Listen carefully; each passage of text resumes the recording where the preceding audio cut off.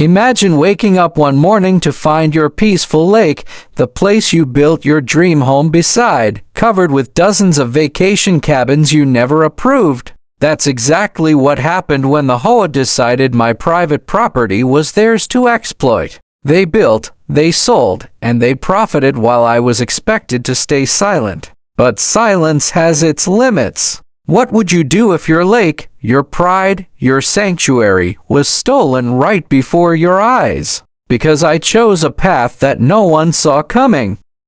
Jason Miller had always believed that peace could be bought, not with money in the shallow sense, but with the careful choice of where you decided to plant your roots. For years, he and his wife, Linda, had worked long hours in the city. He is a project manager in construction. She is a teacher, saving every penny with the dream of finding a home that would finally let them breathe. When they stumbled upon the quiet lakefront property nestled on the edge of a small gated community, they thought they had found exactly what they were looking for. A place where the stress of deadlines and traffic could be replaced with the rhythm of waves lapping against the dock and the gentle hum of crickets at dusk. The house itself wasn't enormous, but it didn't need to be. A 2-story craftsman with a wraparound porch, big bay windows, and just enough space for the couple and the occasional guest. What mattered most was what lay behind it, the lake.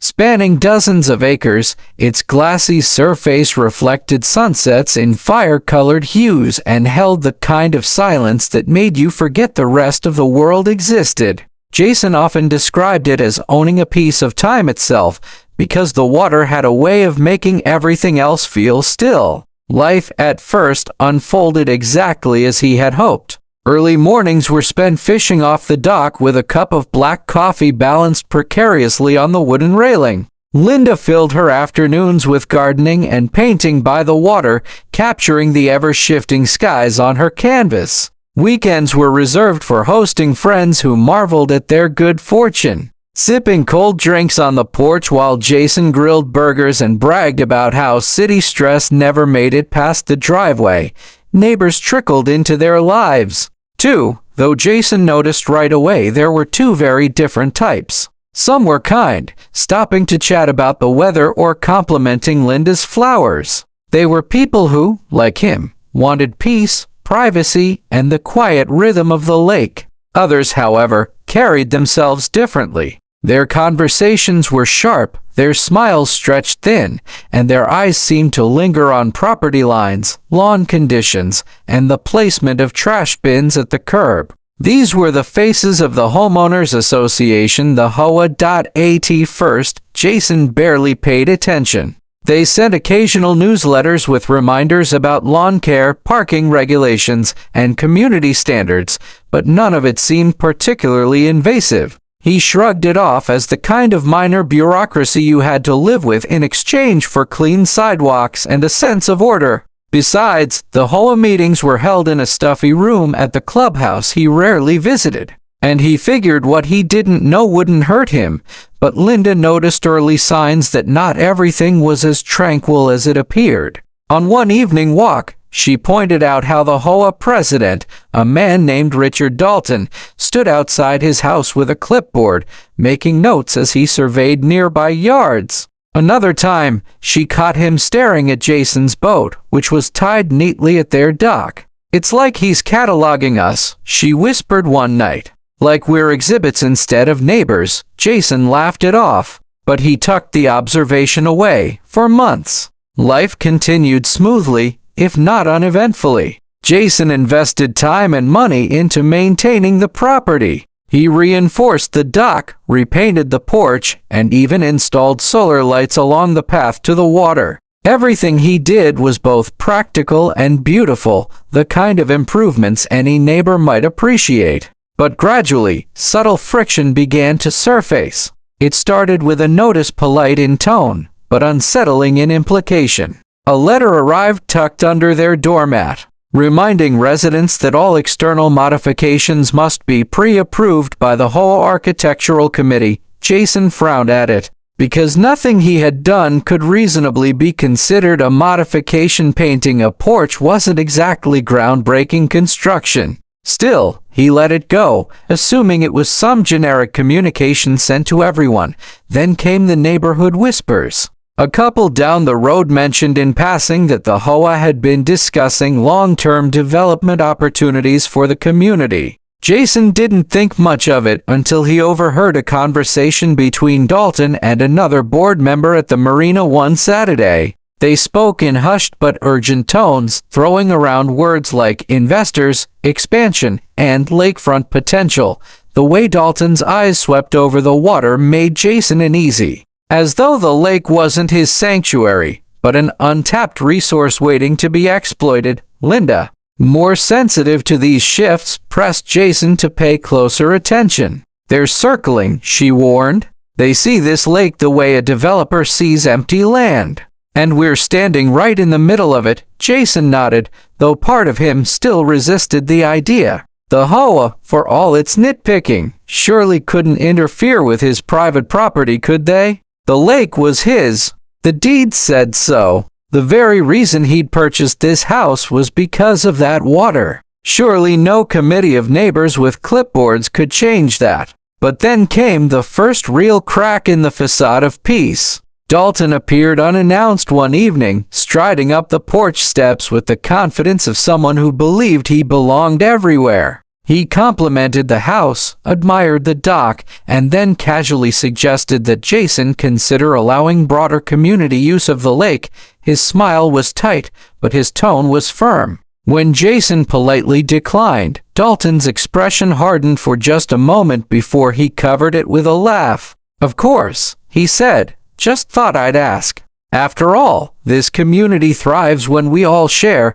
That night, Linda told Jason she didn't like the way Dalton had looked at the water as he spoke. Not like a neighbor admiring a view, but like a businessman calculating profit margins. Jason admitted he'd felt the same. And though he didn't yet realize it, that short conversation was the seed of the storm that was about to consume their lives. For the time being, though, he pushed it out of his mind. He had work deadlines, house projects, and a new life he was determined to enjoy. The lake shimmered in the late summer sun, and he let himself believe that maybe Dalton's comment had been nothing more than idle curiosity. But beneath the calm surface of the water, change was already gathering, slow, deliberate, and impossible to stop once unleashed. The first sign that Dalton's porch-side conversation had been more than idle chatter came in the form of a letter. A thin white envelope, stamped with the HOA's seal, arrived in Jason's mailbox on a Wednesday morning.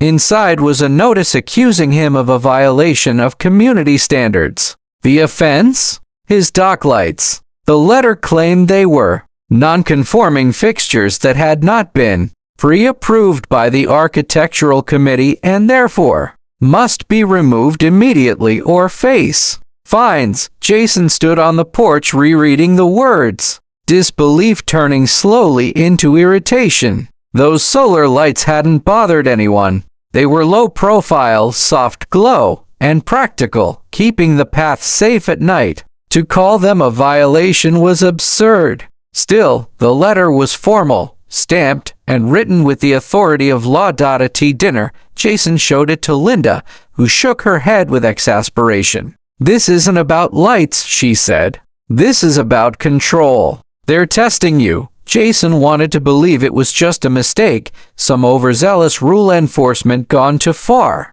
But in his gut, he knew Linda was right. Reluctantly, he removed the lights. It felt wrong, like surrendering, but the alternative was paying $50 a day in fines for every day they remained. A week later, another letter arrived. This time, the alleged violation was his boat. According to the HOA, personal watercraft had to be stored in garages or approved storage facilities when not in use. Jason read the line 3 times in disbelief. His boat wasn't some eyesore sitting in the street. It was tied neatly to his private dock on his own deeded property. This time, Jason decided to fight back. He drafted a firm but polite email, attaching copies of his property deed and pointing out that the HOA had no jurisdiction over the lake, much less his dock. He sent it off, confident that the matter would end there. It didn't. Instead of backing down, the HOA doubled down.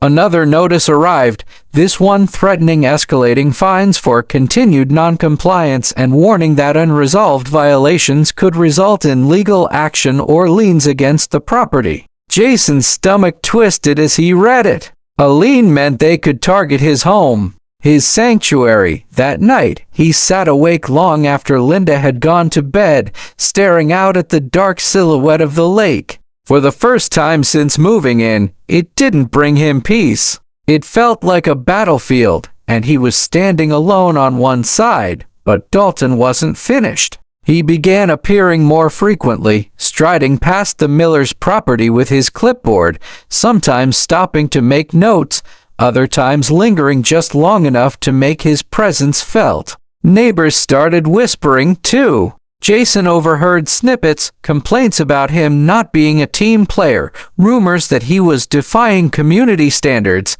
It was clear that Dalton was sowing doubt, portraying Jason as a troublesome neighbor, an outsider unwilling to cooperate. Then came the fines. Actual bills, printed and mailed, demanding payment for violations Jason refused to acknowledge. One for the dock, one for the boat, another for supposedly leaving his trash cans visible from the street, each fine stacked on top of the others. The amounts climbing, the language growing more aggressive. Jason refused to pay, but the pressure mounted with each letter, each reminder that the HOA wasn't going away.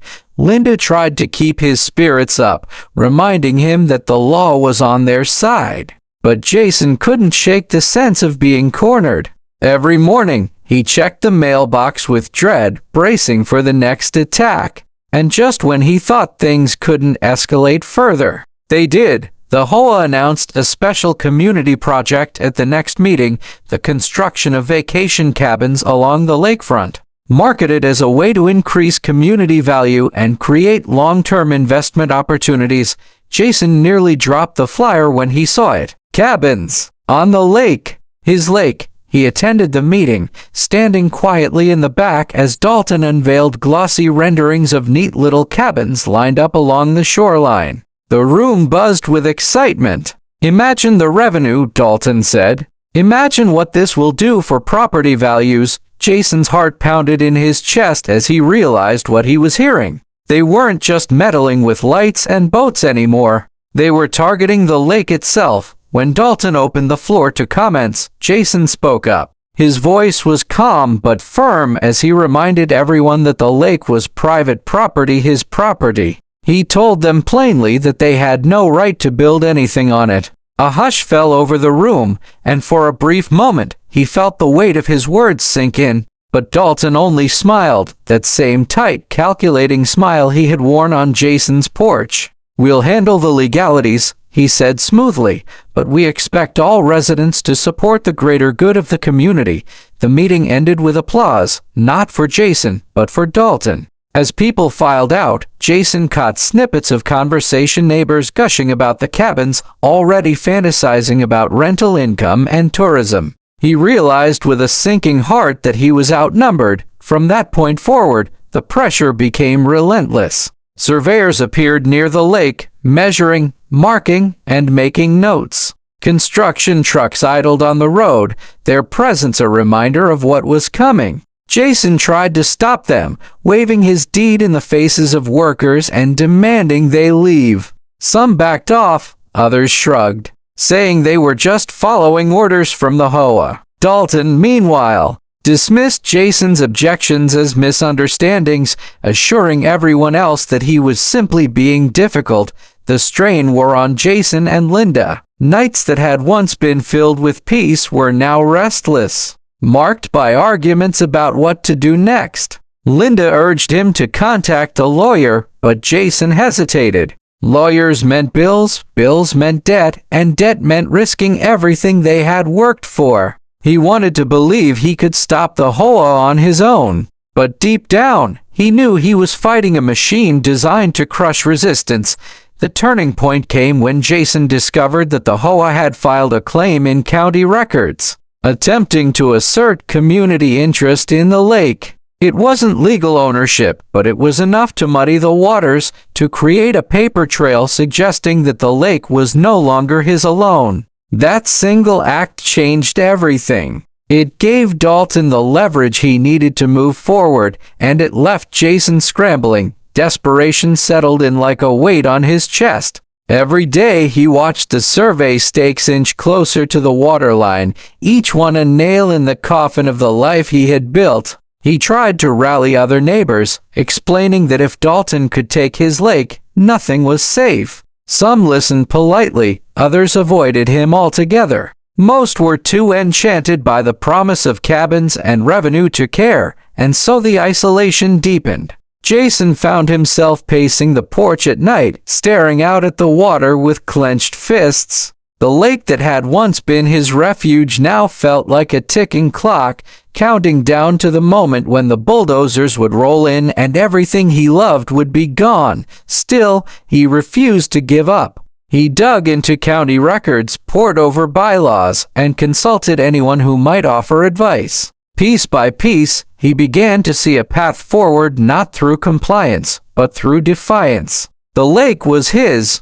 The dam at the far end, though old and largely ignored, was his responsibility as well. And it was there, staring at the crumbling concrete of that dam, that the first spark of an idea began to form. He didn't share it with Linda, not yet. It was too reckless, too extreme. But the thought lingered in the back of his mind like a shadow, growing darker each time Dalton smiled. Each time another stake was driven into the ground. By the time construction officially began, by the time the first foundations for the cabins were laid, Jason's patience had worn thin. He had tried letters, meetings, conversations, and even research. None of it had stopped them. And as he stood on the dock one evening, watching the water ripple under a crimson sunset, he realized that the HOA had left him no choice. They wanted his lake. They wanted to build their dream on his sanctuary.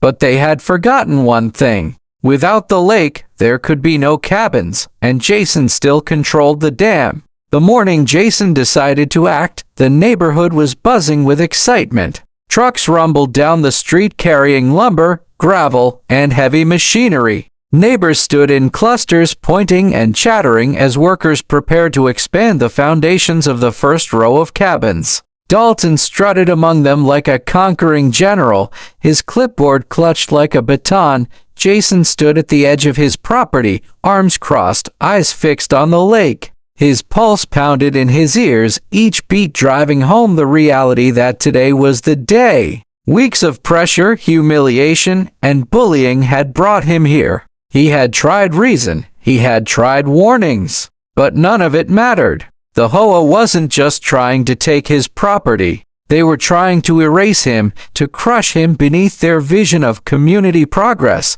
The dam loomed at the far edge of the lake, a relic of another era. Jason had inspected it countless times before, usually out of maintenance duty. It was old but functional, its gates rusted but intact, designed to control the water level during heavy rains. For years, it had stood quietly, unnoticed, and unappreciated. But now, it was the most powerful weapon he had. That morning, Jason packed a small tool bag and set out for the dam. His steps were slow at first, each one heavy with the weight of what he was about to do. Was this reckless? Absolutely. Could it backfire? Without a doubt. But every path to compromise had been blocked by Dalton's arrogance and the HOA's greed. If they wanted his lake, he would show them what it meant to underestimate him. The walk to the dam took him through a strip of thick trees, the canopy overhead casting shadows that seemed to close in around him. His breath grew shallow as the concrete structure came into view. The lake shimmered behind it, the cabin's skeletal frames reflected in the water like taunts. Jason paused, gripping the strap of his tool bag, letting the sound of the birds and rustling leaves steady him. Then he stepped onto the dam. The air was cooler here, damp with the scent of water and moss. He crouched near the rusted control wheel, hands trembling as he unpacked his tools. He had rehearsed this moment in his mind for days, studying the mechanics, picturing how the gates would creak and groan as they gave way. Still, the reality of what he was about to unleash made his chest tighten. Jason twisted the first bolt, the metal shrieking in protest. The sound echoed across the lake, but no one noticed, too distracted by the construction at the far end.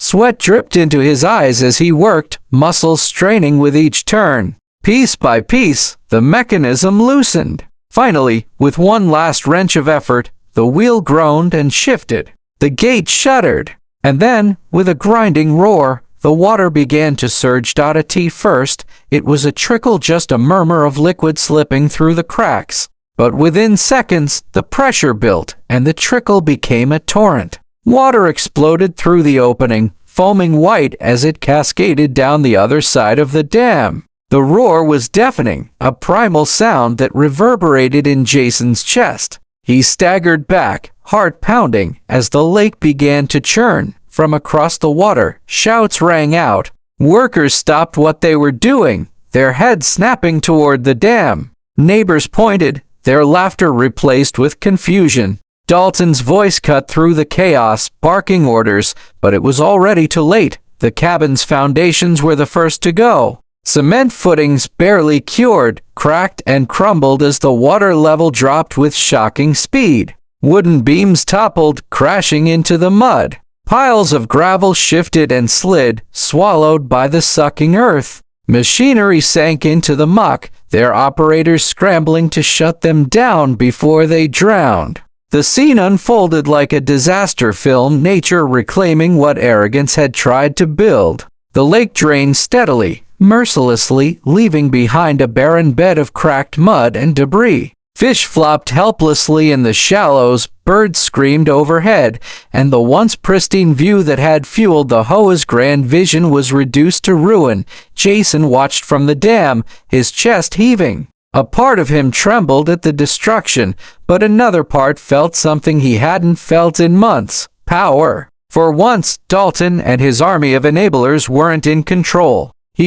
Dalton himself came charging down the shoreline, his face red with rage, his clipboard abandoned in the chaos. He shouted at Jason, his voice carried faintly across the exposed lakebed. Jason couldn't make out the words, but he didn't need to. The fury was clear. Dalton was powerless, and he knew it. Neighbors gathered at the water's edge, their excitement curdling into panic. Some screamed about property damage. Others cried over the cabins they had already invested in. Jason could see their faces: fear, anger, disbelief. The same people who had ignored his warnings now stood knee-deep in the consequences of their greed.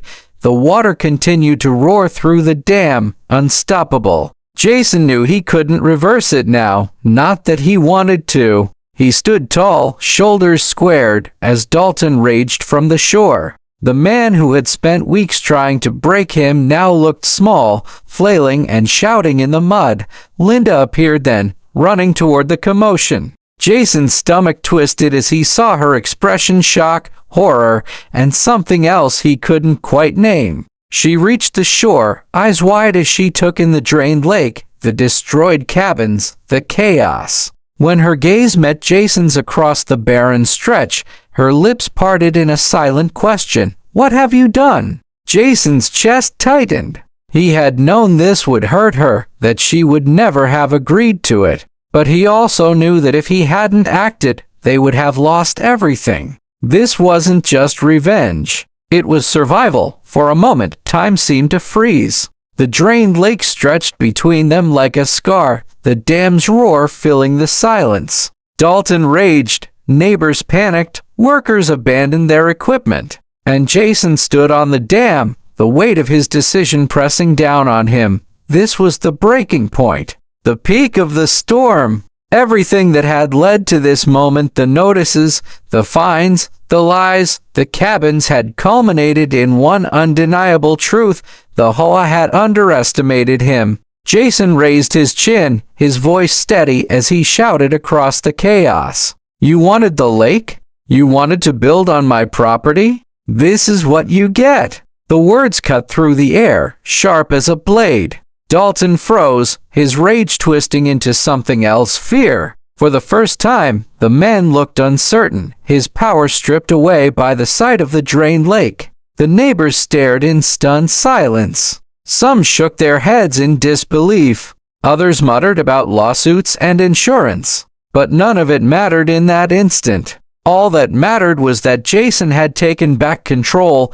The water continued to surge, carving channels into the earth, pulling debris into its current. The cabins lay in ruins, their dreams shattered overnight. The HOA's grand project, the one they had flaunted, funded, and fought for, was nothing more than wreckage sinking into the mud. Jason felt his knees weaken, not from regret, but from the sheer magnitude of what he had done. He had faced the peak of the HOA's abuse, their boldest attempt to erase him, and he had answered with finality. There was no going back now. As the chaos unfolded around him, Jason allowed himself a single, steady breath. He had ended their dreams. But at what cost? The roar of the dam filled the silence, a relentless reminder of his choice. And as Dalton stood frozen in the mud, clipboard abandoned, power shattered, Jason knew the fight wasn't over. The HOA wouldn't simply walk away.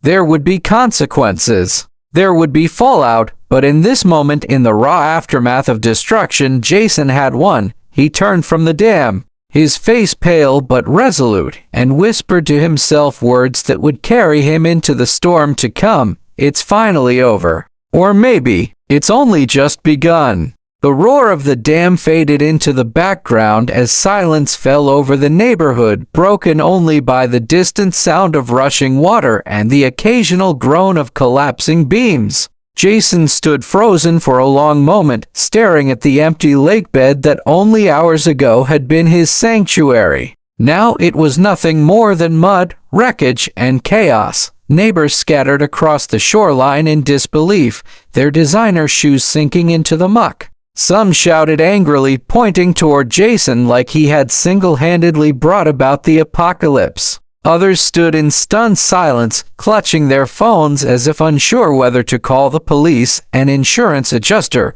or their lawyers. Dalton was the loudest of them all. Covered in splashes of mud, his hair plastered to his forehead, he screamed Jason's name until his voice cracked. Every word he shouted was a mix of threats and promises: lawsuits, jail time, financial ruin. But behind his fury, there was fear. Jason could see it in his eyes. Dalton's carefully constructed empire of control had crumbled just as fast as the cabin sinking into the earth.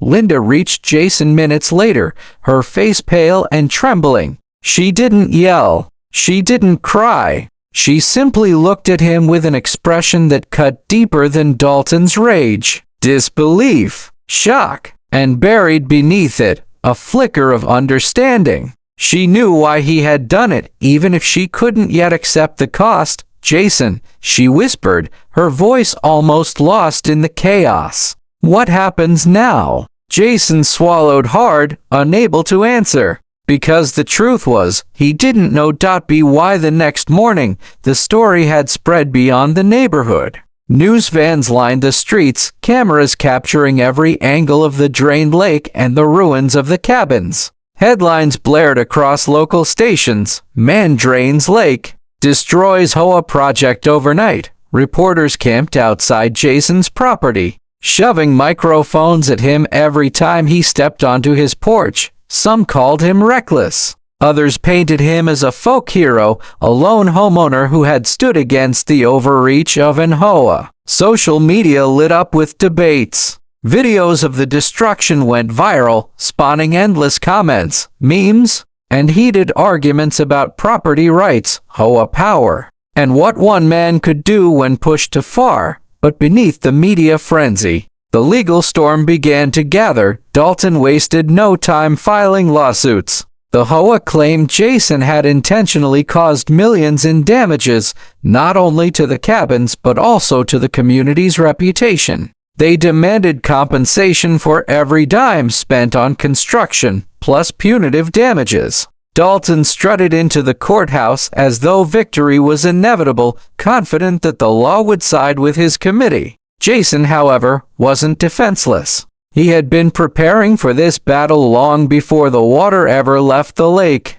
With the help of an attorney friend, he had gathered every deed, every survey, every piece of documentation proving that the lake was, in fact, his private property. The HOA had no legal right to build on it, no authority to sell access, and no claim to its resources. When the case finally went before a judge, the courtroom was packed. Residents, reporters, and curious onlookers filled the benches, waiting to see whether Jason would be branded a criminal or a champion. Dalton presented his arguments with bluster, waving contracts and community bylaws like weapons. But when Jason's attorney calmly produced the deed to the lake signed, sealed, and indisputable, the tide shifted.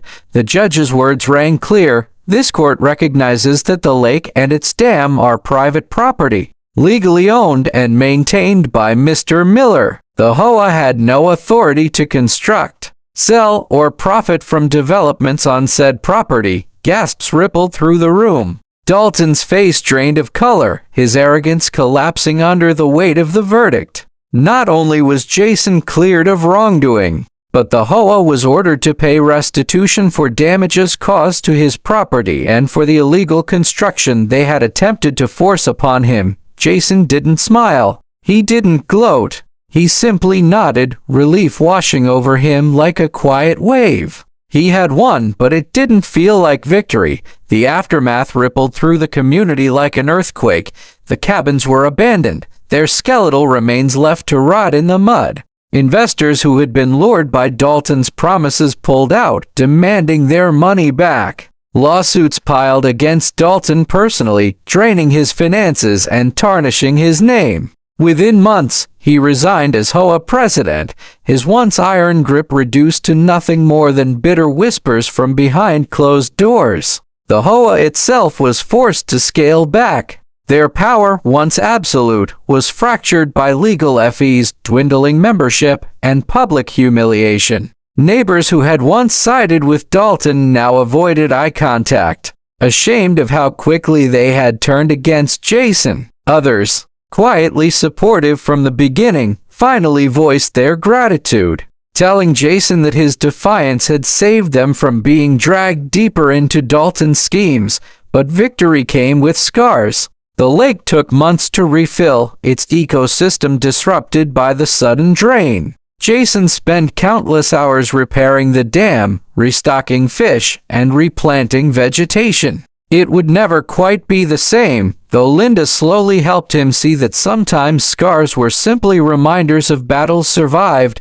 Their marriage, too, bore its own wounds. Linda had struggled with the weight of what Jason had done, torn between fear of the risks and admiration for his courage. It took time, long nights of conversation, moments of silence on the porch, and shared work rebuilding their property for trust to fully heal. In the end, they emerged stronger, bound not just by love but by the resilience forged in fire. Jason became something of a local legend. Strangers stopped him in hardware stores, thanking him for standing up to the HOA. Some sent letters, sharing their own horror stories of neighbor associations run amok. Others drove by the lake just to see the spot where one man had defied an entire board and lived to tell the tale, but Jason never let it inflate his ego. He knew the truth that he hadn't acted out of heroism, but desperation. Still, he couldn't deny the ripple effect of his stand. In the months that followed, other homeowners in nearby communities began questioning their HOAs, demanding transparency, fairness, and limits to their power. His story became a rallying cry, "Don't let them take what's yours." One evening, months after the ordeal, Jason and Linda sat on their rebuilt porch, watching the sun set over the slowly recovering lake. The water shimmered gold, not as full as it once had been, but alive. Jason sipped his coffee, the same way he had on the first morning they moved in, and let out a long breath. "Do you regret it?" Linda asked softly, her hand finding his. Jason thought for a moment, his eyes fixed on the horizon. He saw the drained mud, the broken cabins, Dalton's furious face. He saw the courtroom, the judge's ruling, the relief that had nearly buckled his knees. And finally, he saw the lake as it was now scarred, yes, but still his. No, he said finally. I regret that it had to come to that, but I don't regret standing my ground. If I'd stayed quiet, if I'd let them take the lake, we'd have lost everything anyway. Linda nodded, her grip tightening. She understood now, even if she still carried the weight of what had happened. They both did. The story of Jason Miller versus the HOA would live on in neighborhood lore for years. Parents told it to their children as a warning about greed. Homeowners repeated it at backyard barbecues as a reminder of the power of one determined person. And every time Jason walked along the dam, he felt the gravity of it all, the choice he had made, the storm he had weathered, and the truth that had emerged. Power doesn't always belong to the loudest voice or the biggest group.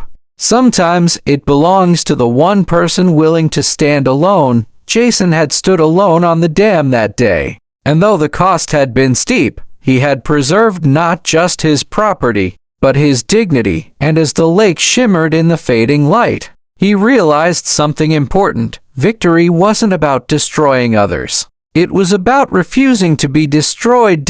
So when neighbors asked him how he found the courage to do it, Jason always gave the same answer, quiet and simple. When they tried to take everything, I remembered who it belonged to, and I wasn't about to let them win. This was today's secret.